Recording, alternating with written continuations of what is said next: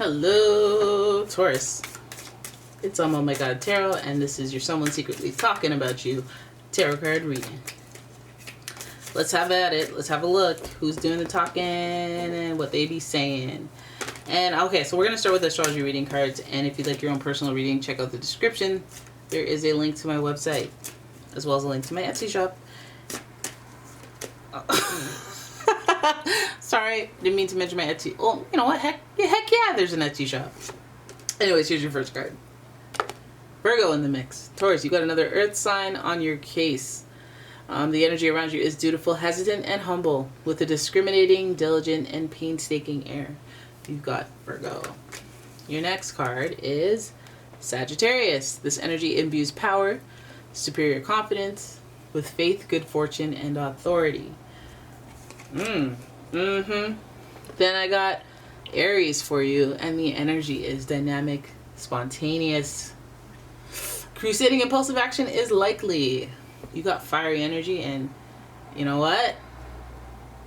It's an interesting bunch. I'll give you that, because Virgo is very practical, sensitive but practical, very critical as well. But then we have Sagittarius, who's very easygoing. So this person can do both. It can do both. They're very broad-minded, very knowledgeable, very worldly, and adventurous. And then Aries, they have a little bit of a, let's try this type energy. Passion for life. And ambition too. And then also just attractiveness, because they get bored easily, so they're always like, I want a thrill seeker. I'm an adrenaline junkie. Oh yeah. I feel like it's extroverted energy, even if they're introverted. They'll have extroverted ways. Yeah, they like newness. So let's have a look at what in the hey this person is talking about, because it seems like, on the scale of things, it seems like more of an exciting person. I mean, it is a lot of fire, so they have a lot of energy, a lot of passion. It is Virgo, so they could have a solemn, dignified overtone. Let's have a look. Your first card, look at that. Look at that explosive energy to start. We have the Six of Wands, representing victory and celebration in one. Then we have the King of Cups, and the King of Cups is very emotionally intelligent and the master of doing good things, spiritually, emotionally, and yeah, practically. Why not? Then we have the World, and the World is an awesome card because this is about personal transformation and doing like a full-scale evaluation of self and being like, I've leveled up, And this card is also associated with the planet Saturn, which gives us boundaries, restrictions, which helps us define who we are based on the things we go through. So it's like, okay, no, I'm not for it. No, wait, I'm not dating anybody with lips that red. I know what you're about. Hey, I know you. Maybe that's a terrible example, because that's a physical thing, but you know. Then we have the Eight of Swords. We have self-limitation blocks, mental blocks. That's what overthinking looks like.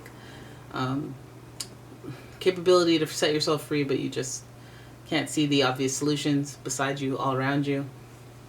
I've been there. And finally, we have the Wheel. We got Jupiter energy up in here. We have the Wheel of Fortune, good tidings, growth, expansion, and twists of fate. Okay, things just switching it up. Like, oh, you guys were the ones thriving. Now I'm the one thriving. We switched it up, eh? See how seamless that switch up happened? But we were already doing full-blown self-evaluation anyway, so that's fine. That's fine out here in these streets. Somebody's talking big, I think. I think they're coming in with the heat, the energy of somebody who's very competitive, flashy, or boastful. Maybe broad-minded. I see broad-minded a lot here.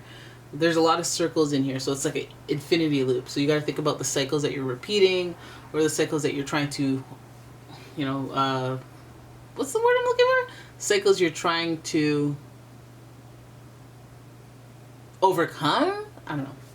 Anyways, Six of Wands speaks to a victory. So there's some of you guys are flying high, and some of your guys are flying high right now in a victory. Maybe feeling a little confident because of it, or their disposition is in a higher vibration, so they're emanating some nice vibes, right? And with that comes emotional intelligence. They may have had experiences that have developed their emotional intelligence. They're coming to conclusions We see the cycle of it all. It's a, you know, small circle, bigger circle, biggest circle, and then a bigger circle, and then a circle within the circle, and the circle, and then the momentum, and then the flow, and just the understanding of other people and their cycles comes with this King of Cups energy. This is also a very emotional person, sensitive.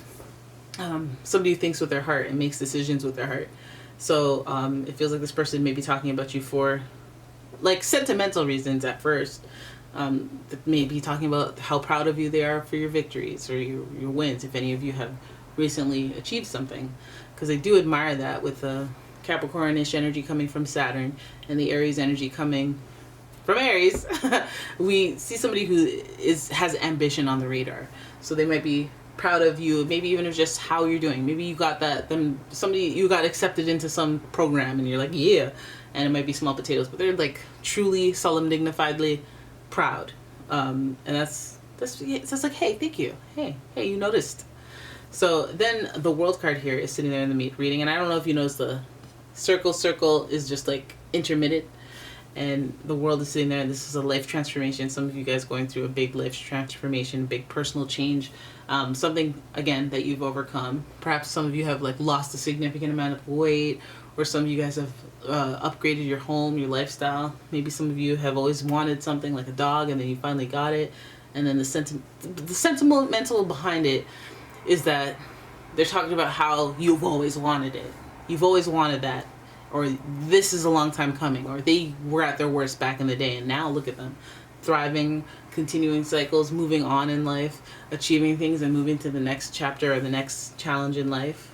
But I feel like a lot of it came, like, I feel like they overthink it. Like, you know, when somebody who's proud of you, very concerned, and then after a while they start becoming the, hey, but you don't want to fall back into old habits, hey? Hey, you did great. You don't want to fall back into, like, you know, and then it's like, hey, you're kind of annoying. Like, just listen. Hey, watch yourself now. We have the Eight of Swords here, and this is a mental stuckness. So they might even just see you in the same, like, they may recognize that you're different, but they might not see you as different, or they might not treat you differently. They might be like, oh, now you think you're big and bad now, or like, you know, they might just not have fully assessed what comes along with the changes, the growth of a person. Like, if this is like a father type situation with King of Cups, it might be somebody that's like just sees you as their little kid, and they just treat you, even although they see you growing and they're proud, then they could still treat you like the old you, and that's just kind of keeping you stuck. And it's almost like then you have their invisible expectations on you, and you don't feel as free yourself.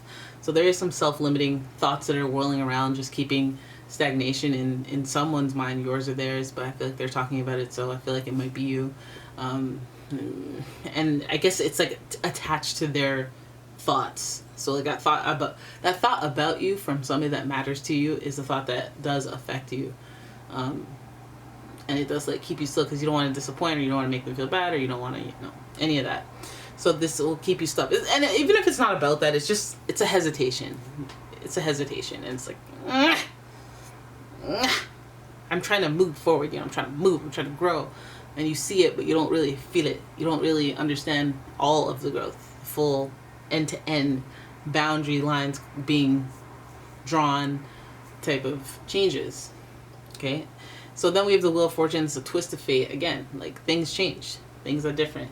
There's growth, there's expansion, there's doing things differently than, I suppose, the King of Cups or whoever it is that is sentimental, who is very emotionally attached to you from an authoritative perspective or standpoint relative to you. But the Wheel is giving us that growth, that luck, things going well, you kind of feeling in the flow and wanting to do things your way, but this person, even though they're rooting for you, having some stuff to say about it, some limiting thoughts, ideals, conversations that are a little bit like, okay, you need to stop that, okay? Listen, you're either rooting for me or you're not. Don't do all of this rah stuff, okay? Just stop it. And this person, again, they might have passion. They might have a lot of passion about you, and then it's like, can you hold your horses and relax for a second? I know you mean well, but just chill out. Don't spend $25,000 on merch because I have 200 followers on TikTok. Like, please stop it. But yeah, no, that's not, I don't feel like this is bad vibes at all. I feel like they see you growing, they see you winning. I feel like if you don't feel like you're growing and winning, it's almost there. People coming up, from the woodworks trying to show support and be emotionally intelligent. They may miss the mark in some ways, but at the same time, it's like you gotta really look at yourself and figure out what makes you feel like you're small again, or what makes you feel like you're a big fish in a small pond when it comes to this person that you have to break free from. Because there are people, like, you can reach a lot of success, and then when you go back home to visit your family and you see that one grand uncle that always called you fatty, and you're like, nah, I'm worth 7.5 million and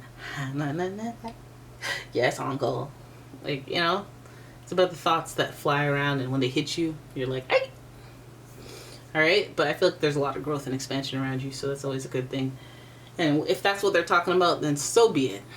All right, so that is your reading. I hope you guys enjoyed it. If you did, please give the video a thumbs up and subscribe to my channel. And if you'd like your own personal reading, please check out the description. There's a link to my website as well as a link to my Etsy shop. And yeah, I will see you in the next one. Bye-bye.